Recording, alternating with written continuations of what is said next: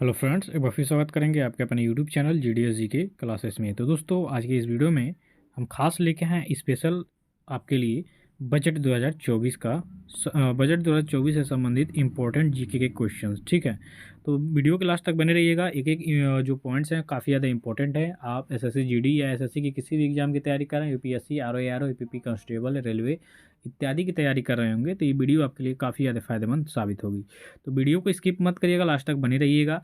और वीडियो अच्छी लगी तो लाइक कर दीजिएगा, चैनल को सब्सक्राइब कर दीजिएगा। चलिए स्टार्ट करेंगे पहले क्वेश्चन से। दोस्तों, सबसे पहला क्वेश्चन आपके सामने है, अंतरिम बजट 2024 किसके द्वारा पेश किया गया है। देखिए, एक आम बजट होता है, ठीक, और यहाँ पे अंतरिम बजट समझेंगे इसको अभी। तो सबसे पहले ये जानिए कि अंतरिम बजट 2024 किसके द्वारा पेश किया गया है। तो ये हमारे जो वर्तमान में निर्मला सीतारमण जी, जो कि वित्त मंत्री हैं भारत सरकार की, तो इनके द्वारा अंतरिम बजट 2024 पेश किया गया 1 फरवरी को। ठीक है, अब जानेंगे कुछ इसके बारे में, क्या क्या रहा इनमें। ठीक है, देखिए, बजट शब्द, सबसे पहले बजट के बारे में जान लीजिए कि बजट शब्द फ्रेंच भाषा के बगेट से आया है, जिसका मतलब होता है चमड़े का थैला। ठीक है, इतना क्लियर। संविधान के अनुच्छेद 112 के अनुसार आम बजट एक वित्त वर्ष में सरकार की आय व्यय का लेखा जोखा होता है और स्वतंत्र भारत का पहला बजट 1947 में पेश हुआ था। ठीक, ये देखिए, ये जो पॉइंट्स हैं काफ़ी ज़्यादा इंपॉर्टेंट हैं। वित्त मंत्री निर्मला सीतारमण जी ने 1 फरवरी 2024 को सरकार का अंतरिम बजट 2024 पेश किया। ठीक है, इतना आपके लिए काफ़ी ज़्यादा इंपॉर्टेंट है। सबसे पहले कि बजट शब्द आपके फ्रेंच भाषा बजट से आया है, जिसका मतलब क्या होता है, बजट का मतलब क्या होता है आपका चमड़े का थैला। और संविधान के अनुसार अनुच्छेद 112 के अनुसार आम बजट एक वित्त वर्ष में सरकार की आय व्यय का लेखा जोखा होता है। ठीक है, और स्वतंत्र भारत के बजट की बात करेंगे तो 1947 में क्या हुआ था, पेश हुआ था। और वित्त मंत्री निर्मला सीतारमण ने 1 फरवरी 2024 को सरकार का अंतरिम बजट 2024 पेश किया। देखिए, आम बजट नहीं है, अंतरिम बजट है। अब देखेंगे अंतरिम बजट होता क्या है। ठीक है, समझेंगे यहाँ पे। तो अंतरिम बजट चुनावी वर्ष में नई सरकार चुने जाने तक थोड़े समय के लिए सरकारी खर्चों और राजस्व ब्यौरा होता है, अर्थात या पूर्व बजट के आने के लिए एक अस्थायी प्रावधान होता है। यानी ये आम बजट से अलग होता है। ये अंतरिम बजट तब प्रस्तुत किया जाता है जब सरकार आने वाली होती है। ठीक है, जैसे अब 2024 में चुनाव होगा आपके लोकसभा का, तो इनमें नई सरकार बनेगी। तो इससे पहले जब हम बजट पेश करते हैं संसद में, तो अंतरिम बजट पेश किया जाता है। ठीक है, कि थोड़े समय के लिए सरकारी खर्चों और राजस्व ब्यौरा होता है इसमें सब चीज़। ठीक, तो ये एक प्रकार का अस्थायी प्रावधान होता है। और देखिए, वित्त मंत्री निर्मला सीतारमण ने क्या क्या कहा, क्या क्या योजनाएं थी उसमें, क्या क्या फ़ायदे नुकसान हुए, थोड़ा जानेंगे। वित्त मंत्री सीतारमण जी का कहना है कि सरकार 2047 तक भारत को विकसित भारत यानी विकसित राष्ट्र बनाने के लिए काम कर रही है। ठीक है, ये पहली बात इन्होंने बोला। अब देखिए, कुछ योजनाओं से संबंधित लाभ भी इन्होंने गिनाए कि प्रधानमंत्री गरीब कल्याण योजना के तहत 80 करोड़ गरीब परिवारों को मुफ्त राशन पहुंचा।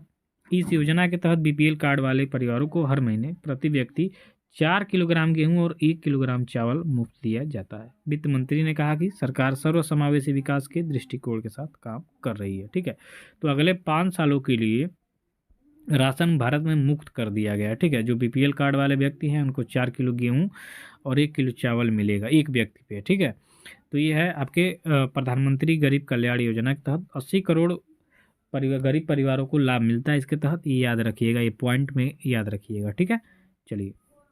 और इन्होंने क्या दिखाया कि सरकार 4 प्रमुख समूह गरीबों, महिलाओं, युवाओं और किसानों पर ध्यान केंद्रित कर रही है। और वित्त मंत्री का कहना है कि सरकार ने 10 वर्षों में 25 करोड़ लोगों को बहुआयामी गरीबी से ऊपर उठाया है। ठीक है, अब ये यहाँ पे आपको पॉइंट करने वाली चीज़ है कि 10 वर्षों में 25 करोड़ लोगों को, ठीक है, बहुआयामी गरीबी से ऊपर उठाया गया है।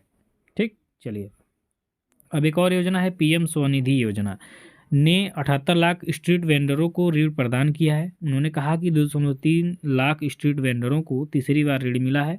पीएम जनधन के तहत 34 लाख करोड़ रुपए के प्रत्यक्ष लाभ का हस्तांतरण यानी डीबीटी से सरकार को 2.7 लाख करोड़ रुपए की बचत हुई है। ठीक है, अभी देखिए, इन्होंने ये आपकी पीएम स्वनिधि जो योजना है इसके तहत इन्होंने लाभ गिनाए। ठीक, अब देखिए, कौशल विकास मिशन के तहत इन्होंने क्या बताया कि 1.4 करोड़ युवाओं को प्रशिक्षित किया और 54 लाख लोगों को कुशल बनाया। कौशल भारत मिशन के तहत 3000 नई आईटीआईज है। ठीक है, आईटीआईज भी स्थापित हुआ। आईटीआई जो कॉलेज है, ठीक है, इसकी भी स्थापना की गई है 3000 कौशल भारत मिशन के अंतर्गत।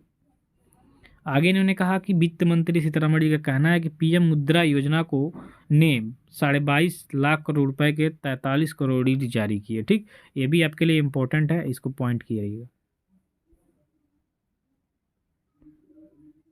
अगले किसान में कि पीएम किसान सम्मान योजना, इसको आप इंपॉर्टेंट करिएगा, ये पॉइंट से क्वेश्चन आते हैं कि तहत प्रतिवर्ष 11.8 करोड़ किसानों को सीधी वित्तीय सहायता प्रदान की गई। बजट में वित्त मंत्री निर्मला सीतारमण ने कहा कि सरकार ने किसानों को सशक्त बनाने पर जोर दिया है। 4 करोड़ किसानों को पीएम फसल बीमा योजना का लाभ दिया गया है और पीएम किसान योजना से ही 11.8 करोड़ लोगों को आर्थिक मदद मिली है। इतना चीज़ आपको पॉइंट कर लेना है, याद कर लेना है, काफ़ी ज़्यादा इंपॉर्टेंट है ये चीज़ें। ठीक है, आगे इन्होंने क्या कहा, इसको हम ध्यान देंगे। पिछले वित्त वर्ष में 7 IITs, 16 IIITs, 7 IIMs और 15 AIMs और 390 विश्वविद्यालय स्थापित किए गए हैं। इसको भी वेरी इंपॉर्टेंट की लिस्ट में करिएगा। उच्च शिक्षा में महिला नामांकन 10 वर्षों में 28% बढ़ गया है। इसको भी वेरी इंपॉर्टेंट रखिएगा। ठीक है, उसके बाद देश के 1 करोड़ घरों और सौर ऊर्जा के जरिए 300 यूनिट बिजली मुफ्त दी जाएगी। इसको भी वेरी इंपॉर्टेंट करिएगा, ये आपके बजट में बताया गया है। इस बार के बजट में रक्षा खर्च को 11.1% बढ़ाने की बात की गई है। हालांकि इसका बड़ा हिस्सा पेंशन और सैलरी के लिए होगा। ठीक है, इसको भी आप इम्पोर्टेंट करिएगा। चलिए, तो अब स्ट्रैटेजी के स्टार्ट करेंगे दोस्तों। ठीक है, ये रहा कुछ बजट से संबंधित आपकी चीज़ें। दूसरे नंबर का क्वेश्चन है कि बजट शब्द का अर्थ क्या होता है। तो जस्ट हमने पहले के क्वेश्चन में भी चर्चा किया कि बजट शब्द का अर्थ क्या होता है दोस्तों। तो चमड़े का थैला, तो राइट आंसर हो जाएगा यहाँ पे आपका विकल्प सी, चमड़े का थैला।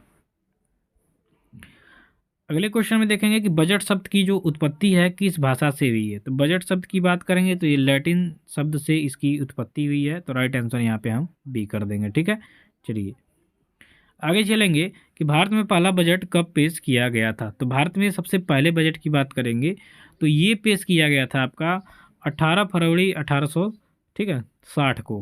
कब? 18 फरवरी 1860 को ये ईस्ट इंडिया कंपनी के द्वारा जारी बजट पेश किया गया था। तो राइट आंसर यहाँ पे आपका विकल्प ए हो जाएगा।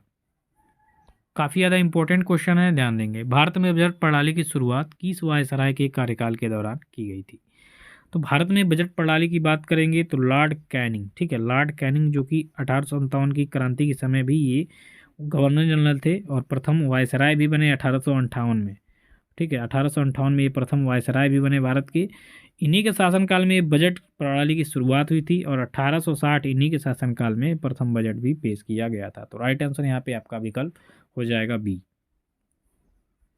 अगले क्वेश्चन में है कि संविधान में बजट शब्द की जगह क्या प्रयोग हुआ है। तो देखिए, संविधान में सीधा सीधा है कि वहाँ पे बजट नहीं दिया। ठीक, बजट की जगह दूसरे शब्द का प्रयोग किया जाता है। कौन सा शब्द है ये आपको बताना है। तो देखिए, संविधान में बजट शब्द की जगह प्रयोग किया गया है आपका एनुअल फाइनेंशियल स्टेटमेंट और वार्षिक वित्तीय विवरण, ये दोनों चीज़ें। ठीक है, कौन? एनुअल फाइनेंशियल स्टेटमेंट और वार्षिक वित्तीय विवरण। तो यहाँ विकल्प में आपका डी सही हो जाएगा, विकल्प बी और सी क्या है, दोनों सही हैं। ठीक, चलिए अगला क्वेश्चन देखिए, वार्षिक वित्तीय विवरण का प्रावधान भारतीय संविधान के किस अनुच्छेद में है। तो वार्षिक वित्तीय विवरण जब दे तो आप सीधा सीधा समझिए बजट की बात कर रहा है। ठीक, और मैंने बताया जस्ट कि बजट का जो प्रावधान है भारतीय अनुच्छेद में संविधान में, वो आपके अनुच्छेद 112 के अंतर्गत है। जस्ट पहले ही बता दिया है मैं आपको। तो ये आपका हो जाएगा अनुच्छेद 112 की वार्षिक वित्तीय विवरण का जो प्रावधान है भारतीय संविधान के अनुच्छेद 112 के अंतर्गत किया गया है। ठीक है दोस्तों, काफ़ी ज़्यादा इंपॉर्टेंट है, ध्यान दीजिएगा। कौन सा मंत्रालय बजट तैयार करता है। तो यहाँ पे आपको देखना है कि कौन सा मंत्रालय बजट तैयार करता है दोस्तों। तो उस मंत्रालय की बात करेंगे, सीधा सीधा बात है, वित्त मंत्रालय के द्वारा ही बजट तैयार किया जाता है। तो राइट आंसर इसका क्या हो जाएगा, आपका विकल्प ए, वित्त मंत्रालय। ठीक है, यहाँ पे आपका सही उत्तर हो जाएगा ए। आगे के प्रश्न में देखिए कि स्वतंत्र भारत का पहला बजट किसने पेश किया था। तो जब स्वतंत्र भारत का पहला बजट पेश करने की बारी आई तो R.K. षणमुखम, ठीक है, इन्होंने क्या किया था, बजट पेश किया था। तो राइट आंसर डी कर देंगे यहाँ पे। अगला है स्वतंत्र भारत का पहला बजट R.K. षणमुखम चेट्टी ने कब पेश किया था। तो षणमुखम चेट्टी जो कि स्वतंत्र भारत के पहला बजट पेश करने वाले व्यक्ति बने, ये बजट पेश किए थे आपका 26 नवंबर 1947 को। तो राइट आंसर यहाँ पे हम क्या कर देंगे, सी कर देंगे। ठीक है, चलिए, ये काफ़ी ज़्यादा इंपॉर्टेंट है, ध्यान दीजिएगा। अगले क्वेश्चन में निम्नलिखित में से कौन सा बजट भारत का पहला पेपरलेस बजट प्रस्तुति है? तो भारत में सबसे पहले पेपरलेस बजट की जो प्रस्तुति है कब की गई थी, ये क्वेश्चन आपसे पूछ रहा है। तो 2021-22 का जो बजट पेश किया गया था वो पेपरलेस बजट था, तो राइट आंसर बी करेंगे यहाँ पे। अगले क्वेश्चन में कि संसद में कितनी बार पेपरलेस बजट को पेश किया गया है? तो अभी तक कुल मिला के पेपरलेस जो बजट है वो 4 बार प्रस्तुत किया जा चुका है। ठीक है, चलिए आगे देखिए कि भारत की पहली पूर्णकालिक महिला वित्त मंत्री कौन है दोस्तों? तो भारत की पहली पूर्णकालिक यानी अपना पूरा 5 वर्ष का कार्यकाल पूरा करने वाली भारत में पहली वित्त मंत्री कौन है दोस्तों? तो उनका नाम है निर्मला सीतारमण, जो कि अभी वर्तमान में है। अगले क्वेश्चन में कि भारत की पहली महिला वित्त मंत्री कौन है? ये काफ़ी ज़्यादा इंपॉर्टेंट और पॉपुलर क्वेश्चन है, ऐसे एग्जाम में आ जाएगा तो बड़ा गड़बड़ा हो जाएगा। तो इंदिरा गांधी सही हो जाएगा कि भारत की पहली वित्त मंत्री जो थी इंदिरा गांधी थी, तो राइट आंसर यहाँ पे ये करेंगे। अगला क्वेश्चन है कि लगातार 6वीं बार बजट पेश करने वाली पहली महिला वित्त मंत्री कौन बनी है? तो दोस्तों लगातार 6 बार बजट पेश करने वाली जो पहली वित्त मंत्री बनी है उनका नाम है निर्मला सीतारमण। राइट आंसर यहाँ पे आप सी करेंगे। अगला क्वेश्चन है कि बजट में क्या होता है? तो बजट में आपकी सरकार की कमाई और खर्चा का ब्यौरा होता है, मंत्रालयों को उनके खर्चों के लिए धनराशि का आवंटन होता है और सरकार की आमदनी और प्रस्तावित योजनाओं पर होने वाले खर्च का विवरण होता है। ये सभी आपके बजट के अंतर्गत होता है। ठीक है, मैंने आपसे कोई पूछे कि बजट में क्या होता है, बजट होता क्या, तो बताएंगे भाई सरकार की कमाई का क्या होता है, खर्च और ब्यौरा होता है उसमें। ठीक, और मंत्रालय जो है सरकार के अधीन उनके खर्च के लिए जो धनराशि बांटी जाती है उनमें ये चीज़ हो जाता है, और सरकार की आमदनी और प्रस्तावित योजनाओं में जो खर्च होता है ये भी आपके बजट के अंतर्गत उसका विवरण दिया जाता है। ठीक है, तो ये क्या हो जाएगा, सभी हो जाएगा। अगले क्वेश्चन में कि भारत में शून्य बेस बजट का प्रयोग पहली बार किस वर्ष किया गया था? तो भारत में शून्य बेस बजट की बात करेंगे तो यह आपके 1947 में किया गया था। कब? 1987। ठीक है, 1947 में सबसे पहले शून्य बेस बजट का प्रयोग भारत में पहली बार किया गया था। अगले क्वेश्चन में किसने भारत में सबसे लंबा बजट भाषण दिया है? तो दोस्तों सबसे लंबा बजट भाषण देने का रिकॉर्ड बना है आपके निर्मला सीतारमण जी। देखिए निर्मला सीतारमण जी काफ़ी ट्रेंडिंग में है, इनसे क्वेश्चन आपका आएगा। हाल ही में आपका आर का पेपर है, उसके बाद यूपीपीसीएस का पेपर है, तो इससे आपके सामने क्वेश्चन देखने को मिलेंगे, तो ध्यान दे रहे आपको। ठीक है, चलिए गणतंत्र भारत का पहला बजट किसने पेश किया था? तो दोस्तों गणतंत्र भारत की बात करेंगे यानी 26 जनवरी 1950 वाले के बाद बात करेंगे तो जॉन मथाई जो थे इन्होंने पहला भारत का बजट पेश किया था। सही उत्तर सी हो जाएगा। अगले क्वेश्चन में है कि सबसे अधिक बार बजट पेश करने का रिकॉर्ड किस नेता के पास है? तो सबसे ज़्यादा भारत में बजट पेश करने का जो रिकॉर्ड है वो वित्त मंत्री आपके मोरारजी देसाई से इनके पास है 10 बार। ठीक है, 6 बार आपकी निर्मला सीतारमण हो गया और 10 बार आपका रिकॉर्ड बनाया है मोरारजी देसाई ने। ठीक है, तो राइट आंसर सी हो जाएगा। तो आज की वीडियो में बस इतना ही, ऐसे प्यार दुलार बनाए रखें। धन्यवाद।